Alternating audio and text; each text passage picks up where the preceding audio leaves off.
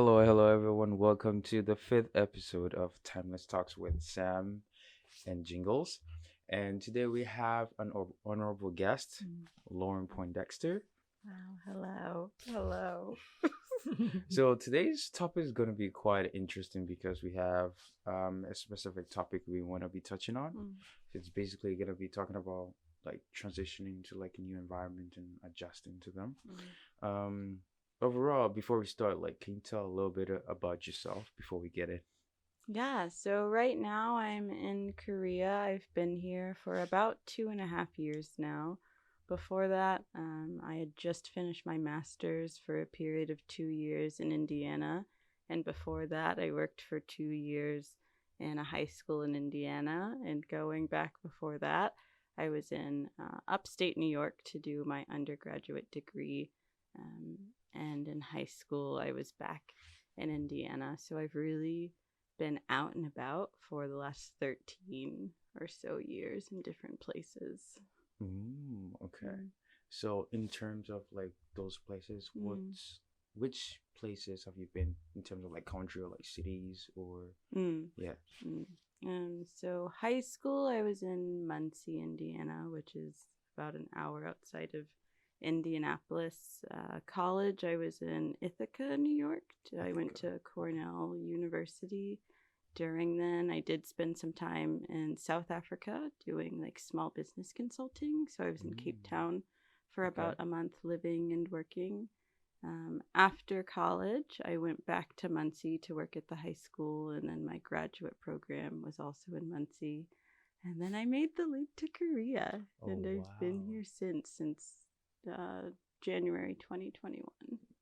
Okay. So in terms of that, like I always wondered like Mm. were there any like challenges that you faced like while you were living abroad or like let's just say in Korea too? Are there like any Mm. challenges you've Mm. like experienced so far?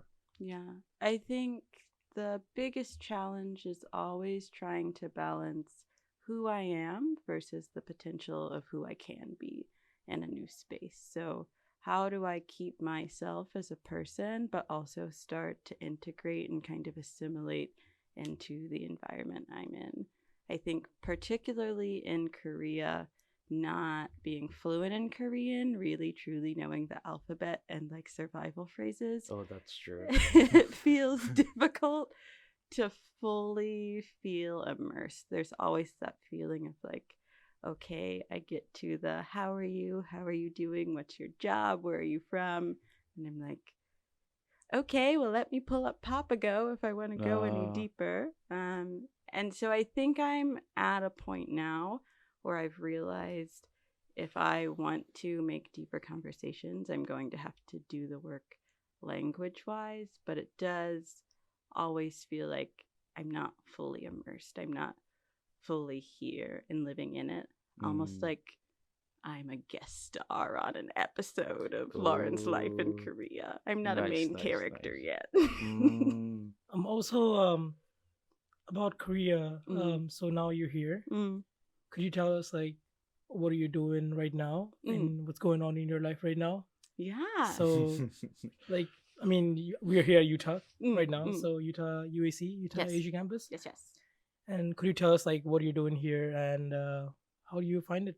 The Yeah. workplace. So my official title is Program Coordinator for Residence Life and New Student Programs, which means I do all of our on-campus housing. So supervising student workers in the residence hall, helping with like social connections and programmatic support that way. And then also working with all of our new students. So every incoming class, I'm planning orientation and then support programs for new students throughout the semester. And it's busy. It's a lot of work, honestly. I understand. I think so. We have like 400 students in the dormitory, and then there's about 130 to 160 new students every semester, and I'm the one touch point for all of those people. Wow, And impressive. thank you. Thank No, you. because I can relate. I worked at the admissions office in my campus for I think a semester or two Mm, semesters, mm. and I know how much work goes in there. I know It's how a much work there lot. is into like orientation and Mm, planning the arrival of new students. mm, It's like it's way more work than you actually imagine. right. And Yeah. also like you gotta, I don't know if you also do the like the international student Mm, thing, mm-hmm, because then like they have some sort of problems going mm, on, is whether mm, it be like legal problems or like visas. yeah Visas. visas. Those are like rough. But then also problems such as like us being international students, we mm, faced it ourselves, Yeah. like problems being like far away from home, exactly. or like trying to acclimatize to this new Mm, environment. It's mm, like it's kind of hard sometimes, and then like you need somebody to talk to. And I know like how hard mm, it is for a person like in your office mm. to be doing that. So yeah, ACM is gonna be really really busy. Yeah. Yeah, it's honestly chaotic, but I think something that I value about the size of this campus is that realistically, I'm able to still do check ins with students. So last week and this week, I've been doing midterm check ins, and so scheduling one on one meetings. They're 15 minutes, but I always feel like I end up going over to 20 or 30. Oh, okay. But I value that so much, whether it's helping an international student who's struggling. Like, I can empathize. I'm also here, also still having various struggles to adjusting. Or if it's one of our Korean students, I think just person to person, having the opportunity to really dig deeper and understand their story and how I can support them is something I love about the size of an environment. I think if we had more students, it's not possible for me within my work week Mm, to still have one on one meetings to the mm. depth and the extent that I can have now. I think I've been was go your assistant. I've been under your assistance Mm, for I think almost like 2 years now, mm, maybe. about, yeah. Wow, it's been a long A time. long time. It's been a long time. It's been long.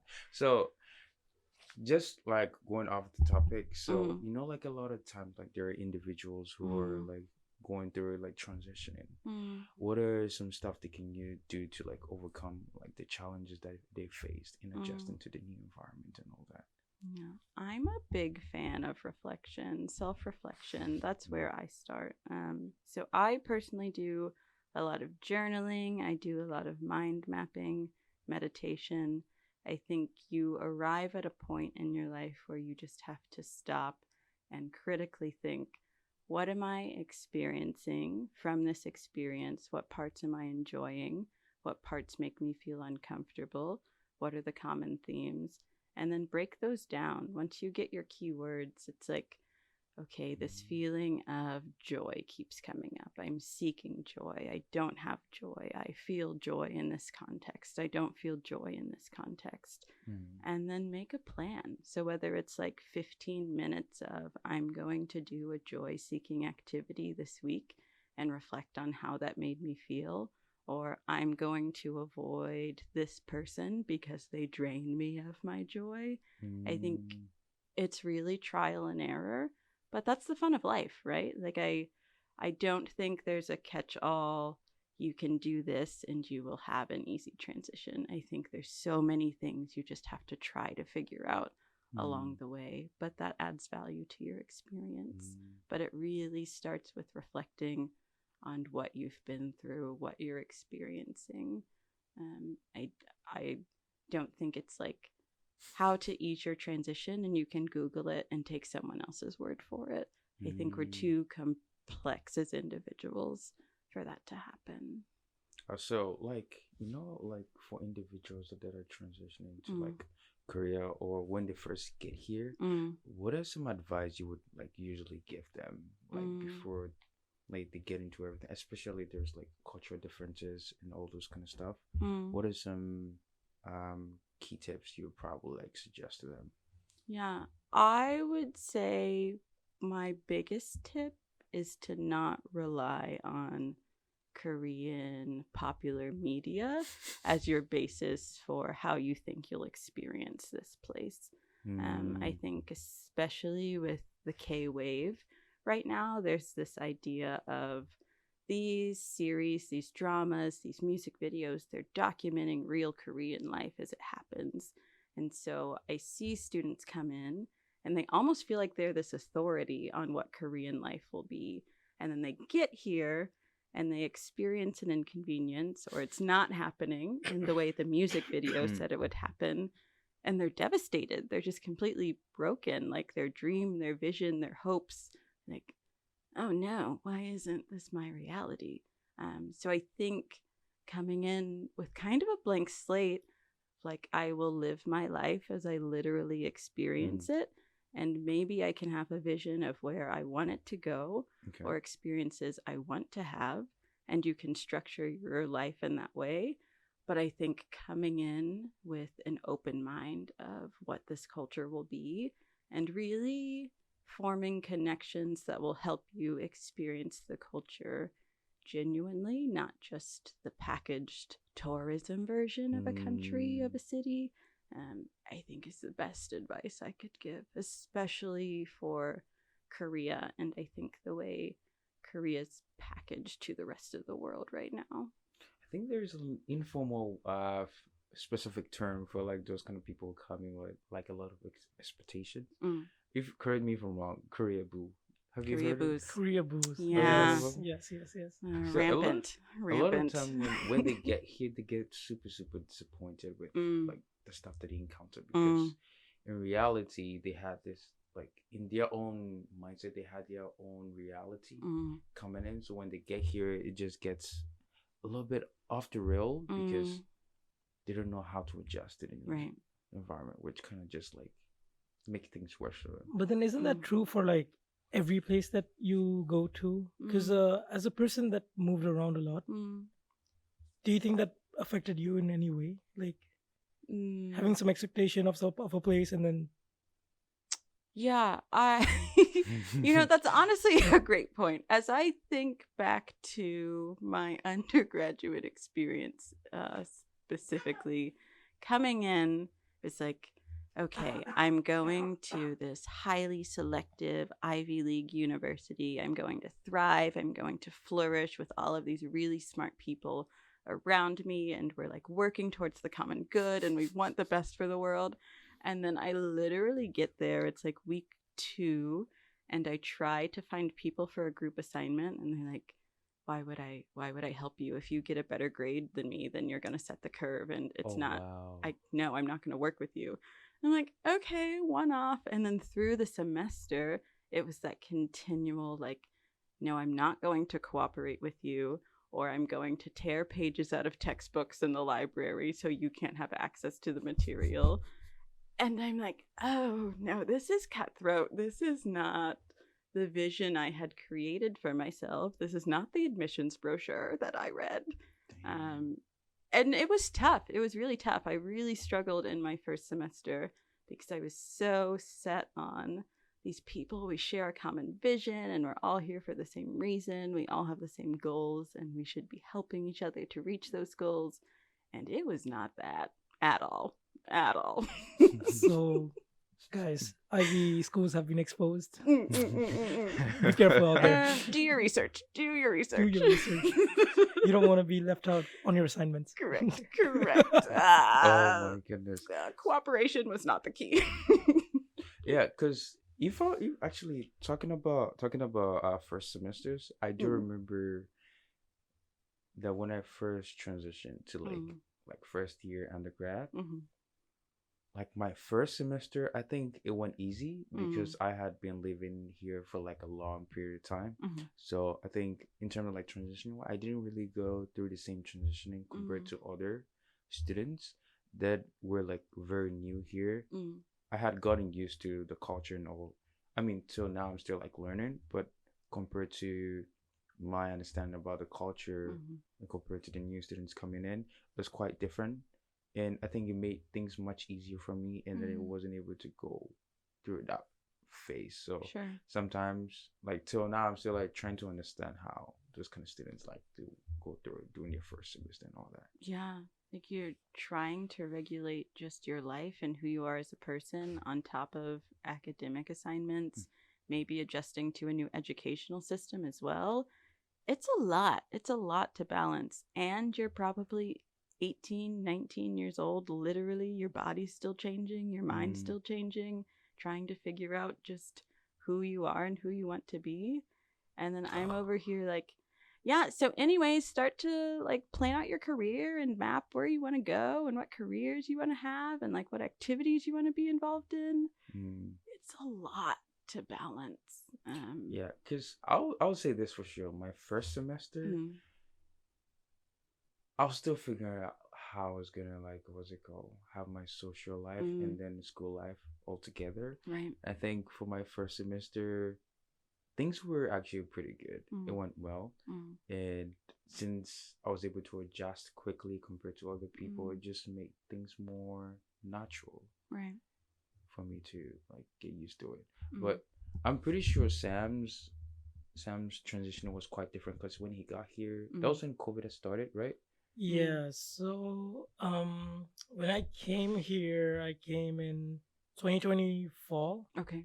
No, 2020 spring. Yeah. I got here in like February, like almost the end of Feb, right?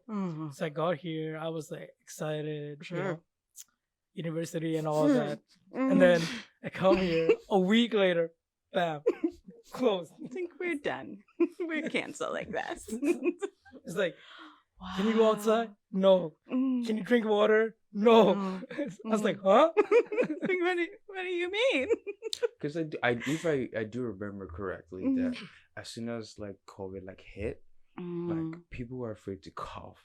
Right. Like around each other. Oh my god. Oh my god. If you cough, people look at you the wrong way. That thing, the coughing thing is so unreal that I remember even like as the things were easing out a little bit, like 2020 fall, I mean, even if you had to take the subway somewhere and then you're on the train and somebody coughed. Somebody coughed, like, it may be at the end of the carriage, like somebody coughed. You're just like, how it's in Korea, like everybody's like on their phone. Right. And then you're just looking down, and all of a sudden somebody's like, ugh. It's like, wait, who's that? Right. Like, and everybody moves away from that person for like 2 steps away, like, oh. Right. And now, like, you're just like, I can't imagine to be that person who just like coughed or sneezed. Right. Now he's like, you just have to be like the statue of shame for for like the next like wherever next stop it is. Like, you just standing there like, oh, okay. Like, let me get off the train. Yeah. I think actually talking about this in Korean trains, I think there's a specific. How should I put this? In Korean trains, there's a specific setting. For example, even for foreigners, like sometimes when you get on the train, when you sit on the seat, some people tend to move or like change their seat. Have you ever experienced that? Like with foreigners? Yeah. I haven't. Like, I don't know what you be doing. I haven't, bro. No, because like most of the time, like I don't know the reasoning behind it. Yeah. But some people, like, when you get on the train, they just, like, move to another place. Right. Because I know for sure I'm not the only foreigner who has experienced that. But sometimes I just question it. And when the COVID thing just made things worse. Right. It's like, how did you get here? Where are you from? What are you carrying? No, also, I remember Tommaso was telling us the story when... So people who don't know, Tomas was our friend. He's a very good friend of mine, very good friend of ours. And he just came back from Singapore like last week, and he was in his hotel. And then so he was like just getting off of the elevator, like he was in the elevator, and then I think he was going like out of his room or going to his room. I forgot the exact details, but he was in the elevator, and then the elevator stopped at a particular floor, and then there was a Korean couple that wanted to get into the elevator, right? So they probably press the button. They press the button. They see him. They're like, you know what? I'll take the next one. Just because he's a foreigner? I don't know, bro. I was like, I don't know what you did. I don't know what you look like at that point. You probably look like, I don't know. He's like long hair, like a scruffy beard. So I was like, I don't know. Maybe to them you look suspicious. I don't know what you were doing. But they're like, he was telling me they literally just press the button, right? So the elevator door opens, and he's like, they're probably going to come inside. So he made room for them. and they're like, this is giving the look, and they're like, no. No, not today. Thank you though. Yeah, but I think it's Mhm. just like I understand. Like for example, let's just say when you get to a new environment, like the Mm. people there, they're already accustomed to like their own way of like doing things. Mhm. So when there's someone new comes into it, you just kind of question them. Like Mm. it happens to friend groups too. Like Yeah. in a friend group setting, like for example, let's just say me and Sam have known each Mm. other for a long period of time, and Mm. then there is a new kid that comes in. Yeah. Obviously, even though we're still welcoming, there are Mhm. also gonna be Right. like question whether like this person is worth getting close to or not. So Correct. it's just something that's just like meant to be for Very the most part. natural. I think Very I think natural. that's like part of growing up too, right? Mm. Like coming back to the topic, like your job and like how you help people getting settled in universities and everything. Mm. I think that's one of the key parts of like of university life, and also like your professional life, also Mm. like your personal life. Mm. Like it affects everybody deeply. Sorry. It's like you have to make those right choices Right. as to who you want to hang out with, like Right. what Mhm. kind of group you want to be with, Mm. because that dictates your experience Mm. Mhm. in college and like maybe anywhere else for that Right. matter, like office life. You have to be careful of who you are friends with or who you Mhm. want to be around with, Mm. because you never know. Like Right. some people are a little spiteful, some people are Yes. very helpful Mhm. at the polar opposite of that. Right. Some people are really nice, some people have bad intentions. Mm. Mm. So it's like you have to make sure that you are with the right people and to progress forward. And you shouldn't be like spending any more time than you need to with somebody that will drag you down. Exactly. Mm. Like Time that's is I think that's like such- very, very important thing, because I remember because I've been living so originally I'm from Nepal, Mhm. Mhm. and then I went to school in India. Mm. So I went to school in India when I was 11 years old. So Mhm. I've been living in a boarding school since I was 11 years old. Mm. And I know the value of people because I've Mm. learned it myself. Like I only go home like twice, 2 months a year, Mhm. and then the rest of the time I'm like in school and I'm Right. with my friends. And I know like all of my friends are really, really nice. And then like I saw through my own eyes as to how like it really makes a difference when you have people that really really push you up, that really Right. like help you grow as a person. Mm. And I've seen people like I've just like not personally anybody around me, but I've seen like people in like my school who were like doing very, very good and then they fall into the wrong group, and Sure. then like how it all affects. Like they were like straight A student, doing Right. everything good. Like they're good at sports, they're good at like everything varsity team and all that. Mm. And then the next thing you know, like they dropped out of everything. Right. And then I was like, where did it go wrong? And then if you look close enough, it's just the people that you're hanging around with. Right. Mm. So I think it's really important, like to everybody who's listening, it's really, really important that you choose the right people. And if you think the people around you are not good enough, like enough for you, I think it's never a bad thing to say like, okay, I need to find better people and Right. move on.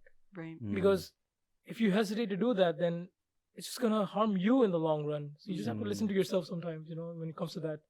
Because instinctively your mind, like it's evolution, your mind knows what's good for you and what's not good for you. And if you have the crippling feeling of like that's not good for you, it's sometimes it's the hard thing to do, but Right. you have to take it on the chin and be like, yeah, Right. we need to move on from this. I need to move Yeah, on. actually, that reminds me. Like when I was telling you about what's called the whole incident that happened with the Australian people Yeah, that yeah, came yeah. in. After that, I just like disassociated myself because like a lot of stuff that went down, I think was unnecessary for it to go down. So once it did, I was like,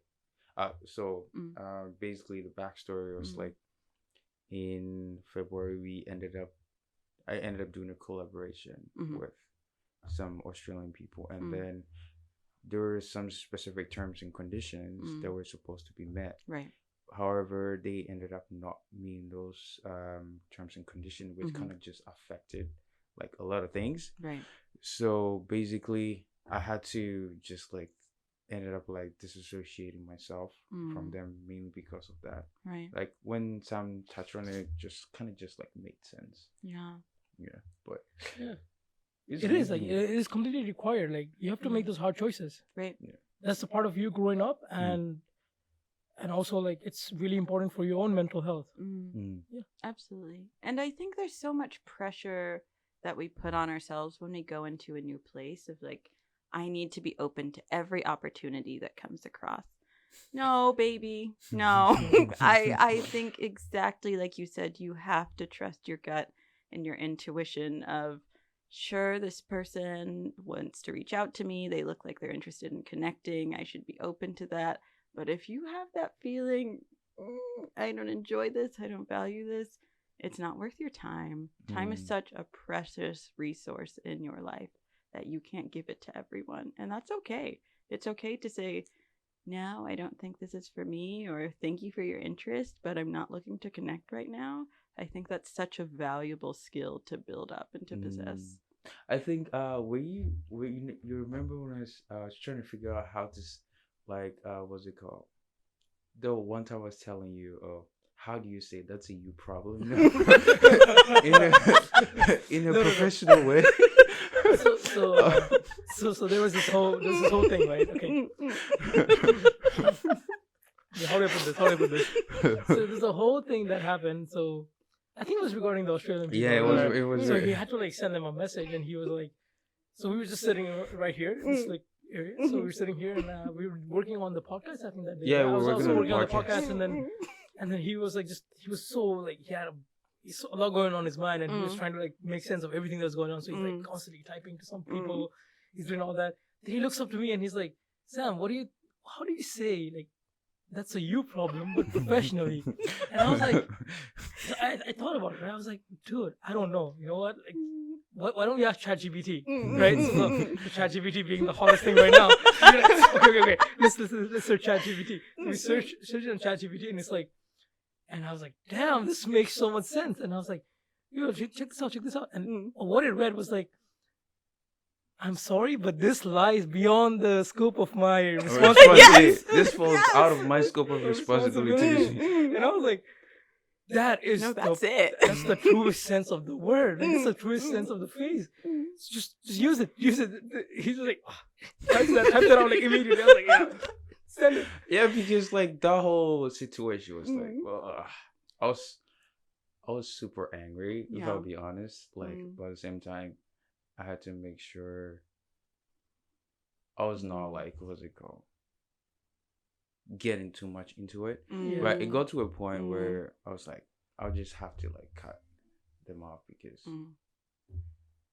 I don't want to be associated with like such things in the first place. So when such situations happen, I just tend to disassociate with myself. Right. Even not with that specific situation. Like in the past, if I see that something is going to a point where I have to disassociate myself, I always tend to like do it.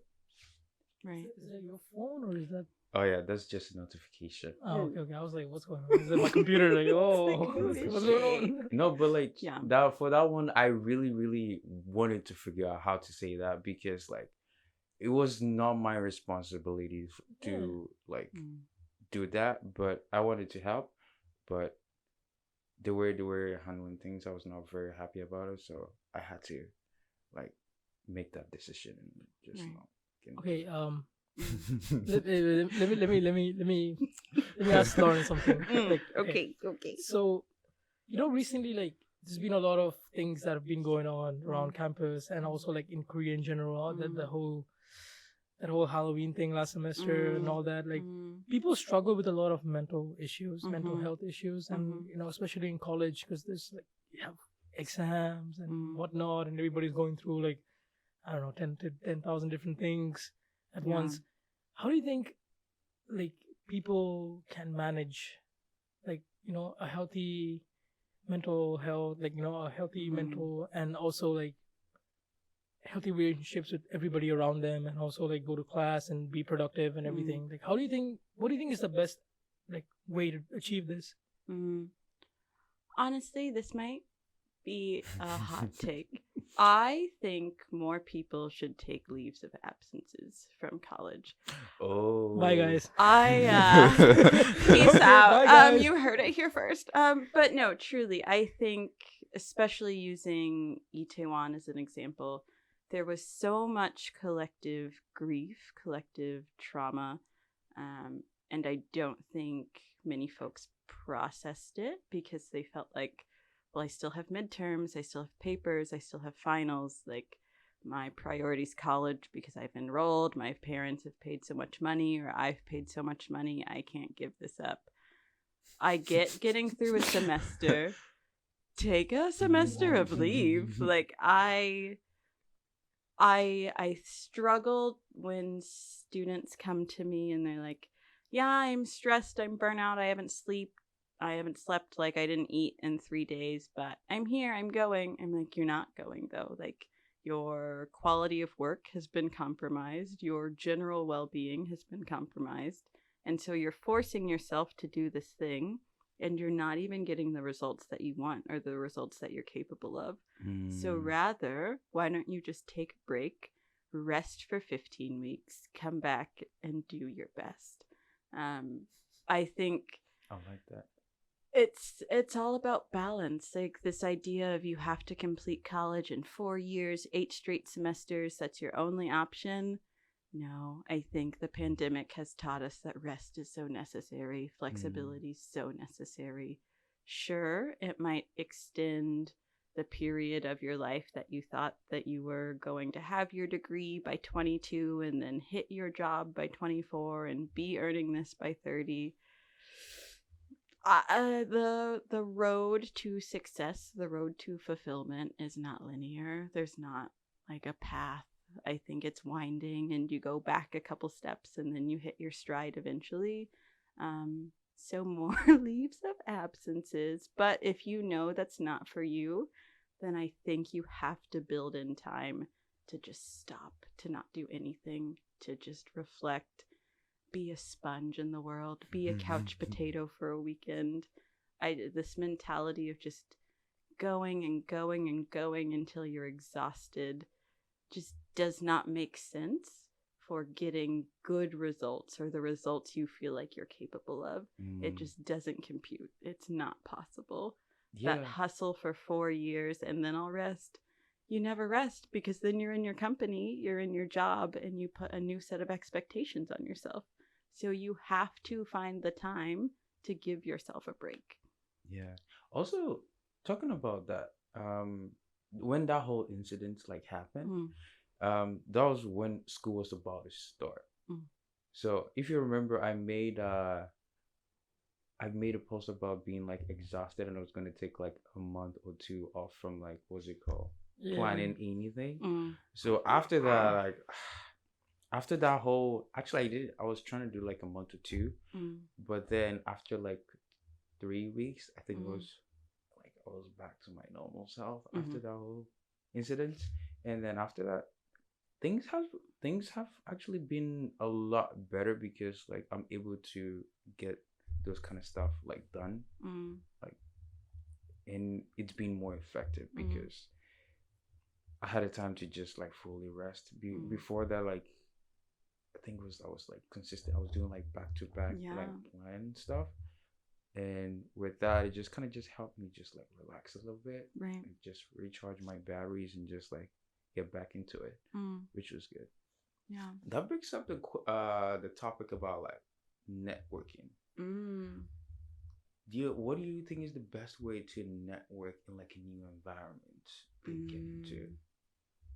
Okay, so honestly, this might be another hot take.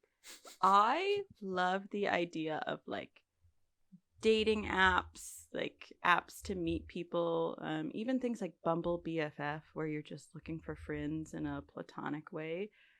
I truly think we should take advantage of these kinds of advancements to just expose yourself to a variety of people. If you want to filter out like what people are looking for, like on Tinder right now, you can do I'm looking for friends, I'm looking for short-term and like long-term partner. That can help you clarify people's intentions. I think it's difficult, especially if you're in like an international context like this. If you don't speak the language, the idea of someone approaching you at a cafe or meeting someone at a bar, your chances are less likely if you don't have the language aspect to support it. But if you're on an app, you have access to thousands of people in this audience where you know that the intention is meeting other people.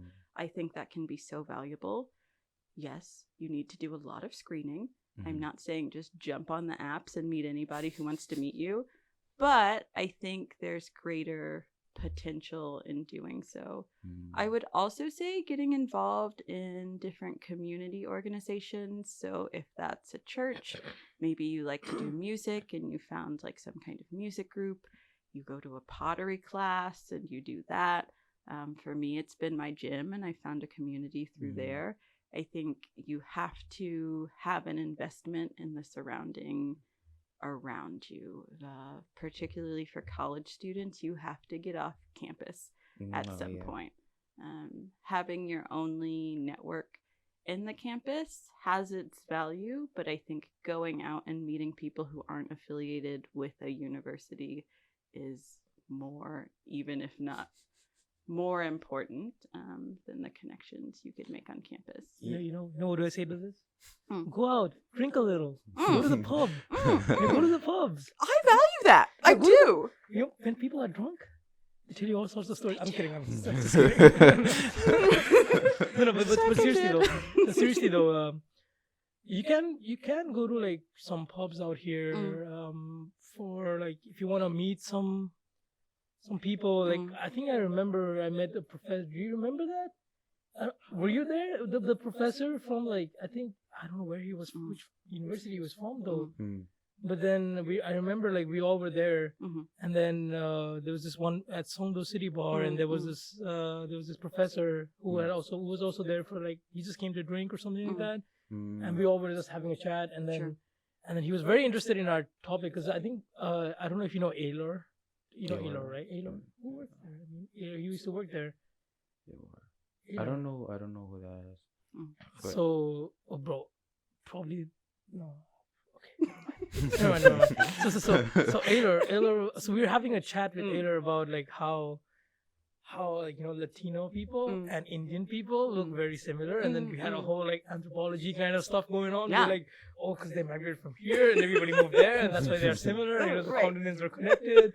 So we're just making the dumbest of like connections, and then this professor who we didn't know he was a professor, and he was just like very interested in our topic. He was like, yes. Then after that we started like he was like listening. Apparently he was listening, and then after that we started talking about like international business and whatnot and all that, and it's the 3 a.m. talks, and then we were just having like this big chat, and then when they were closing, so he was there till like the closing hours, and because Aylor works there, and we all like were friends with James and Aylor there. Yeah.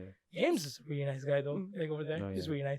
And then we were having like a really fun time, and then we were gonna leave, and then they were closing, and then he was still there, like he was there till the closing hour, and then as we were leaving, and he was like, "Oh yeah, I heard you guys talking, and so we really need like," and he just wanted to connect, like he was like, "I really value you guys, like the opinions that you guys have and all this," and he was like, "Why not like reach out to me sometime if you need any help, like because I'm a professor here and I can put you up with some connections and everything. I feel that Korea needs some globalization and all that, and like wow, so there's like unlimited opportunity to meet people. Like, you never know like when you meet people. Correct. It's like you just never know. Like it was just a fun night out, and next thing you know, we meet somebody from like some professor from it's a very big university. I forgot which one it is because like off my mind is the Seoul National University coming to my mind. But, like, is it who I'm thinking of? Yeah. Was it the same night? Yeah.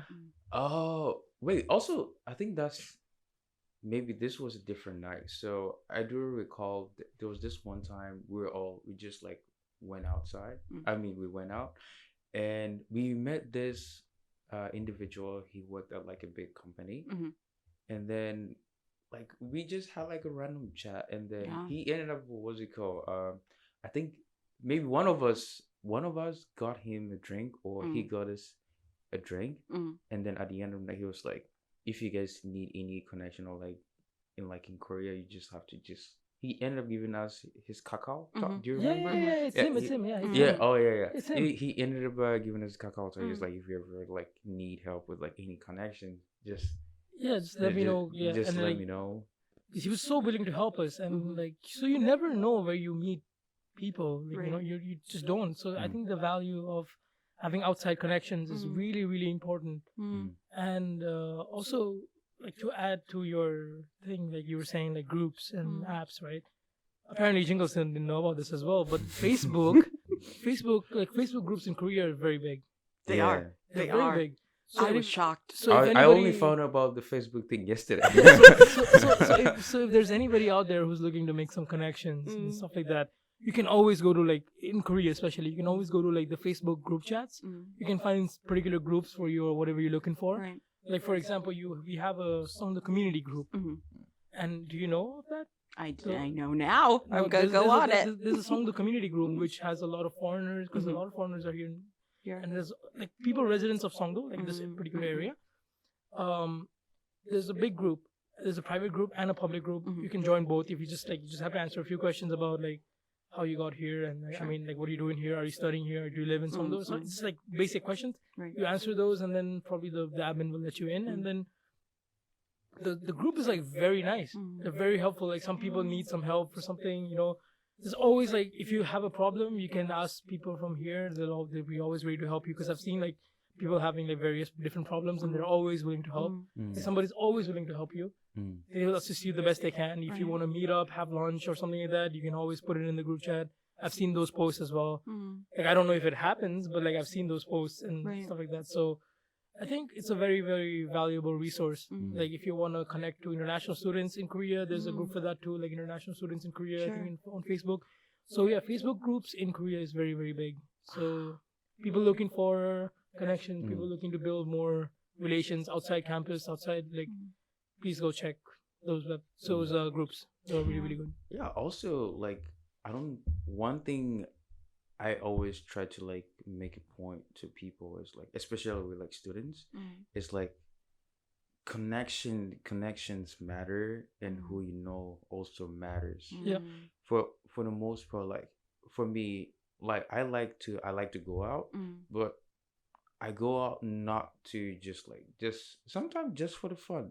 Sometimes the point of it is going out to make connections with people, because you never know, like, there might probably come a time they're probably gonna need help from you. You might have their like resource, or you might know someone who could help them. Exactly. So it's always like trying to pinpoint, like, whenever you get your like in a new environment or a new situation, you need to make sure like you're getting to know the people. They're not just like on a surface level, but like on a deeper level, and also trying to understand them. Or if you see like, oh, these specific individuals or like bad for you, you just end up like distancing yourself. And also having connections, or like getting to know people, meeting new people, it exposes you to like different culture, or like all this kind of stuff, which kind of just helps you understand like how people work. And like, you also tend to be mindful about how you speak to people. I would say this, I have a phrase, fix your mouth or fix your tone. It's like, when you're talking to people, there's a specific tone you need to talk to them. Like, each individual is going to be different. The way I talk to Sam, like, one-on-one, is going to be different from the way I would like speak to you, because obviously you're also my supervisor. So whenever I communicate with you, there's a specific tonation that needs to be in place in order for us to have that conversation, for the most part. Unlike with Sam, it's like kind of different. We have our own way of like communicating. So it's always trying to be mindful about how you're communicating things with other people, for the most part. Sometimes we don't even talk. Sometimes we just look at each other like... Sometimes we just look at each other and like we know exactly what each other is thinking. We just look at each other, we're like... What's like, that one sound right now? Side eye. Bombastic side eye. Oh, yes. Bombastic Just like, okay. Got it. Not the bombastic side eye. Yeah. The bombastic side eye got me bamboozled. Up. Yeah. Also, like for students, my main thing is you don't always have to go out. Yes. You don't always have to go out. The goal, whenever you meet new people, just be open to getting to know them. Mm-hmm. And you get to the point where you know, like, oh, they're gonna be bad for you. That's when you have to like end up distancing yourself. A lot of time, people, whenever I meet people, they tend to not understand that part of it. Like, I think a lot of time, some people think that, oh, I end up going out a lot. It's not because I want to just have drinks or just because I like meeting new people, getting to know them. Because once you get to know certain people, it puts you in a position where you can possibly help them in the future, or it could be vice versa for both places. And also, there are also people who are going to end up pushing you to your goal or what you're trying to accomplish. So it's more of like, you just need to put yourself out there. And also, people, like, we need to get rid of the fear of rejection. You have to try. You have to try. No. You have to try. Like, even if you're going to say you meet a new person, say like you're gonna go talk to somebody about something, like, for your future or for anything. Like, we always have that fear of like, oh, what if this goes bad? But like, what's the worst that they can say? It's just no. Like, the worst they can say is like no, or be like, I cannot, I'm sorry. They're just human beings like you. They also have feelings. Like, they're not gonna just eat you up alive. They'll be like, oh, how you doing this? I want to eat you now. Like, that doesn't work like that. So, like, it doesn't work like that, right? So the worst they can say is no, and then that's it. Like, that's the worst that can happen. So I don't think, like, a lot of people, we have students. I think I can talk for a lot of people. Like, they have this inner fear, be like, oh, what if this doesn't work out? Oh, what if I want to go talk to this person, and then they'll say, like, they'll reject my idea, or they'll reject something. Like, just try. Like, you just have to try. Maybe it'll work. You never, like, what is that phrase? You miss 100% of the chances that you don't take, right? So, like, you have to just go and do it. Like, like, the worst that can happen is no. Right. Yeah. So there's not much to it. Yeah. Also, the thing is, like, for me, I would rather try and fail than not try at all. Because, like, if I try and I fail, I know, like, oh, maybe I shouldn't do it this way the next time. So the next time, my approach to it is quite different. Because it just kind of like shapes how I approach things. And based off that, like, if there are certain individuals that needs to be avoided, you just always end up like avoiding those kind of like situations in general. Right. Right. Also, talking about, let's come back to the university. Come back to the university, right? Come back to the university and like the dorm life and everything. Like you said, when you were in the US, it was a lot different than it is in Korea. This was before we started recording people, so if you do not know, sorry, we don't have the Timeless Plus yet, so we might get that soon. You might have to subscribe to that one. but talking about it, right? So before we started recording, we had this talk. We were just having the talk while I was testing the mics about like how the dorm life is much more different in like the US than it's here. Here it's like it's like a set of rules. You have to, like, it's like more of a dormitory life, right? And in the US it's more like community living, right? Exactly. So then, because I can understand, because I was in SPU, Stony Brook University, for a year last year, and then fall 2021. Fall 2021 I came back in fall 2022. Okay. So I was there for like 2 semesters, and I really enjoyed my time there. It's a really, really different experience compared to here.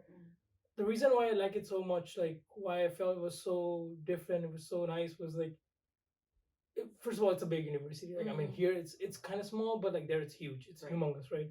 But then that doesn't have to be the factor for fun. Like, you can have fun in like small groups too, right? So I think the thing about that the universities in the US compared to like here, am I speaking, is like you have a lot of events, you have a lot of things that are happening people are engaged, Mm. right? People are always engaged, and people are always people show up to all the events. It's just really, really fun.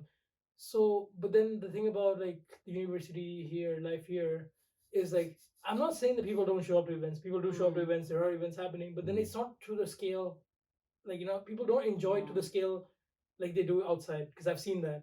And what do you think could be done to improve this here? Like, what do you think? Actually, I'm curious about this. Yeah, what do you think can be done?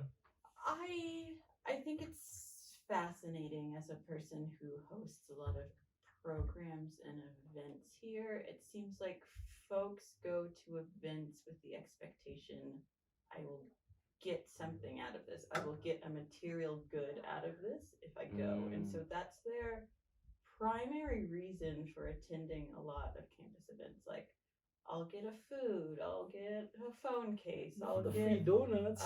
the donuts, the AirPods, the things. And so they're not there for the experience, which makes planning engaging programs really difficult, because I'm like, well, I want you to show up to have social connection or to learn the skill or to have this interaction. And that's just not the case here. And so I don't know if it's anything the university can do. I think it has to be a shift in mindset of the university is offering you this experience that you can't craft for yourself. We are giving you these resources because we know you can't have this outside of this experience. And so I wish people would tune into that part of it. But opening yourself up to this idea of, I want to build new connections. I want to meet new people and expand my values just for the sake of expanding my values, not so I can get a material possession out of it. But it's otherwise, like if I don't have a pizza, I don't have chicken, it's hard to get people to come to a program about like consent, or a program about like globalization, or a program about better community living that I think could be beneficial for people living in a dormitory. So guys, people listening, please come to the events. We urge you, come to the events. It's so valuable. You will get the pizzas again. You will get them, like you will still get the pizzas, but you gotta listen to us as well. Like, I mean, just come to enjoy. So just come to what do you say? Like, sometimes I just attend events like to blow off steam. Like, I'm just burned out from the whole week, and I'm like, oh, there's this event coming up. Why not? Like, why not? I'm just going there just to enjoy. I'm just going to talk to people. Like, yeah. Also, there's a lot of resources available to students, but I think for the most parts, I've been at fault for this one, like in the past. Like, there are a lot of resources available for students, but students don't make use of them. And then, like, I have started to actually start using the resources available to students, because like there are resources that could be used for the good, but I think students don't really pay attention to them. It's like right in front of their face, but they don't actually understand until it's too late. Right. Yeah.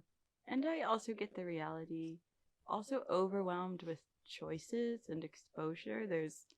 I think particularly for Utah, there's so many resources, so many staff, programs, events, that it's hard to narrow down what you want to focus on. But just come talk to me. I'll help you figure it out. That's my job. And so I wish more students would engage with the person power at universities, whether that's their faculty members, the staff on campus, administrators. I think there's a lot of value in building up those relationships as well. Wait, so talking about that, how can one person find like-minded people like in a specific given environment to improve this stuff? Yeah, I think it depends on the institution. I would say for Utah students, even if you're not a Utah student, we me, my colleagues Anna and Molly were trained in being aware of the university environment and the university resources. And so if you come talk to us, you express your interests, I can connect you with another student, I can connect you with a club, I can connect you with a resource so that you find your people, that you find your group. But it takes that act of connecting and reaching out to do that. Again, I think there's so many opportunities that it's very easy to get lost and overwhelmed with where to start, but there are folks trained in that connection. And so maybe you aren't at an IGC university and you're anywhere else, you're a university student. There are student affairs folks at your institution who will also be a valuable resource to you to help you start to find those connections. And if they branch into more social and less affiliated with the university after that, great. But as you're spending your time here, I think it's so useful to take advantage of the resources available to you on your campus. It also brings up a question about like creating like meaningful connections. How do you think would be a good way for students to actually create that meaningful connections? I think it's about building trust first, right? I look at friendship formation in new students because that's the population I work with the most, and they tend to trauma dump as a way to forced friendships. You're like, oh, let's get close by me telling you about my significant childhood traumas, and that way you know these really personal things about me. No, absolutely not. Please don't. Please don't do that to someone else. I think you can genuinely talk about your life, talk about your experiences, your interests, and from there, if someone connects, you'll feel it. If they don't connect, that's okay. I think you can keep them as an acquaintance. But it's, again, going back to being open to having an experience that's maybe not packaged like the way you thought, but one that genuinely happens and organically happens for you. Also, it's important to what's the again? We go back to what I was saying. Like choose the right people too. So. Also, that brings up about like what role does like self-reflection and like self-care play in easing into like these kind of new environments? Yeah. I think it's like, what's that phrase? You can't pour from an empty cup.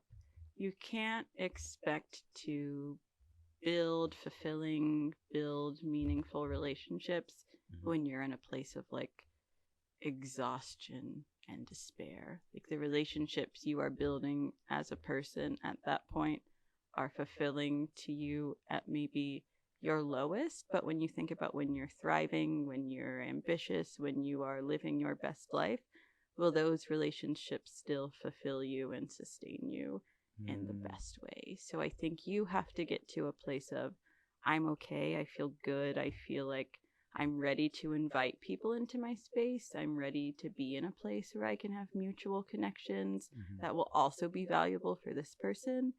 Then I think we start friendship formation. But if you are in a place where you're going to like become a parasite to someone because you have no coping skills, you can't take care of yourself, and you're just looking to have someone like give all of their energy to you, you're not in a place to form relationships at that point. So self-care, self-reflection, I think is step one. And then once you feel like you're satisfied with your life and where you are, I think that's when you start branching out and building meaningful connections. That's actually pretty good. I try. So, like us foreigners here in Korea, how would that help like us foreigners here in Korea in general?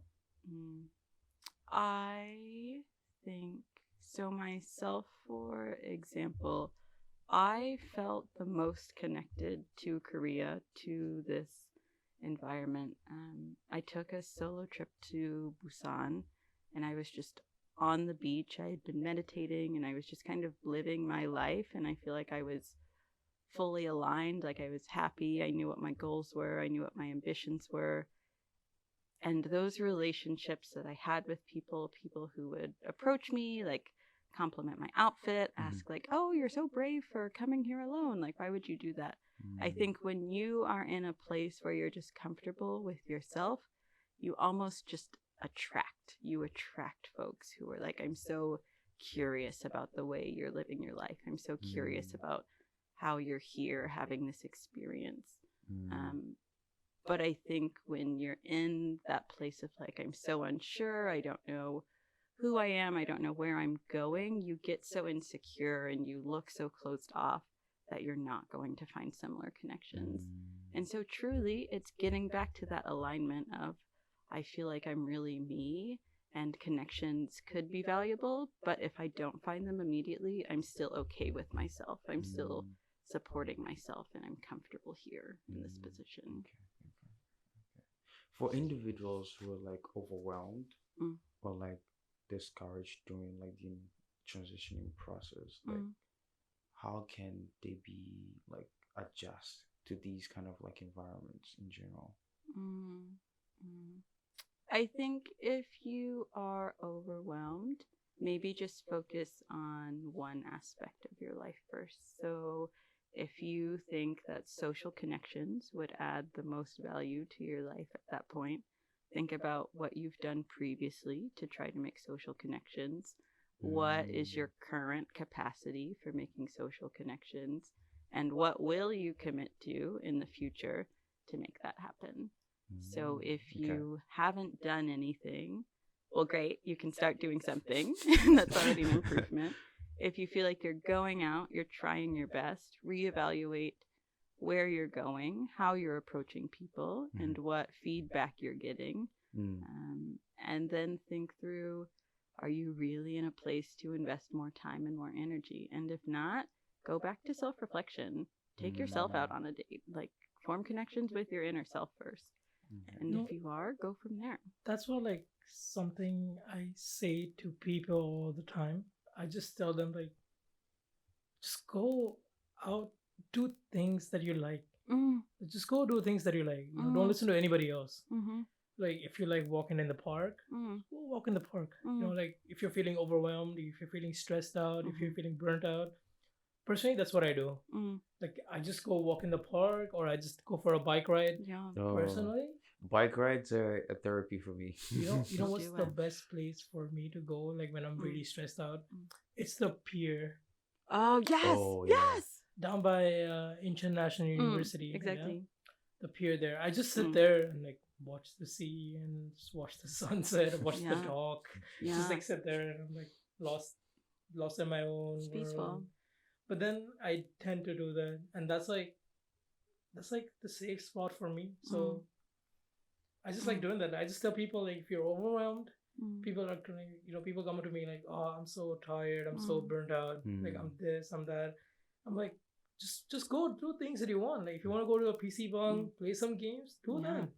If you want to go out, like just go to a cafe and just like sip on a coffee and listen to songs, do that.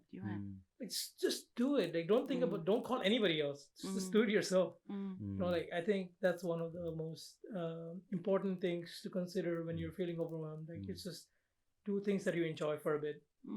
Like just go do things that you enjoy, to personally enjoy. Absolutely.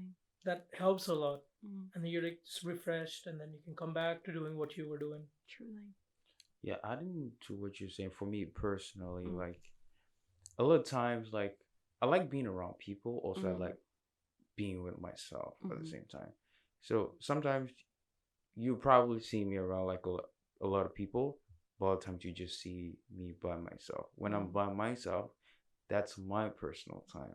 And during that time, I don't want people bothering me. Right. It's just me, just interacting with myself and just like having my own peaceful like setting. Because whenever you're around like a lot of people, or like you're around people, there's like a battery.